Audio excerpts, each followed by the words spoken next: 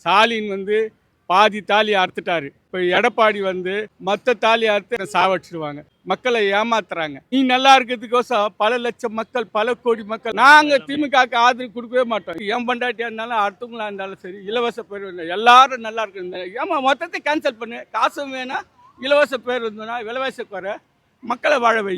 விலைவாசி குறை, அவங்களுக்கு வேலை கொடு, படித்தவங்களுக்கு வேலை கொடு. காலேஜில் படிச்சுட்டு 5 லட்சம் பேர் வெளியே வரான். 5 லட்சம் பேருக்கு வேலை கொடு அரசாங்கத்தில்.